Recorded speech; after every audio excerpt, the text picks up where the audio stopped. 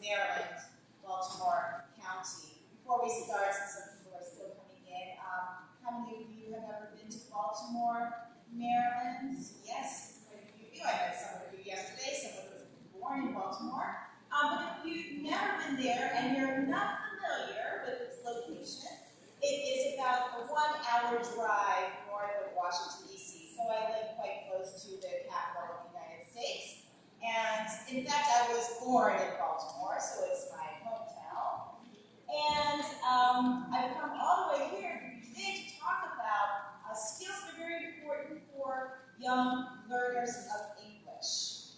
And this topic of teaching English to young learners has been the point of my research, and also it's been my passion because I started out, like you, as a teacher of English. I taught kids at the primary school level, at the secondary level, and I've also taught adults. So I don't know how many of you teach all different levels, primary, secondary, you're doing it all, right? Okay, well, I'm going to talk about specifically 21st century skills for young learners, but as we know, it's very important to think about the application of all this information, no matter what level of students you teach. And I'm going to just point out the sites here at the bottom, so if you would like the slides, I am going to put them on my Google site, and if you would like to keep in touch, you can always add me as a friend on Facebook, and that website is also there as well. And I'll put that there at the end. Okay, so, young learners. Before I start talking anything about it, I would like to define the group. Because all the time I hear people talking about young learners, but they're not actually sure who they are. So, to start out with, YLs, or young learners, are typically in the field now, talked about as 7 to 12 years old, so primary school age students. BYLs, very young learners, are considered under 7. And so, we're talking basically about the primary school level. So, what do your young learners need to succeed in the 21st century? That's the question. So, of course, I'm here talking to you at this National Conference for Teachers of English. Why? Because one of the skills, of course, is proficiency in English. So, we're going to start there. Okay? And for young learners, how we approach teaching them has changed, mainly because TEYL, which is a new field in TESOL, is rapidly growing, and English education is increasingly found at the primary school level. So we have young children all over the world learning about English and trying to learn how to use English. This is some research, some data that I picked up because we offer at UMBC in my programs many online teacher professional development courses.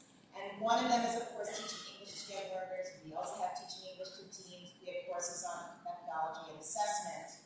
But in our teaching English to young learners course, which is our most popular, we collected data to see, well, when are kids starting to learn English around the world? And you can see here, right?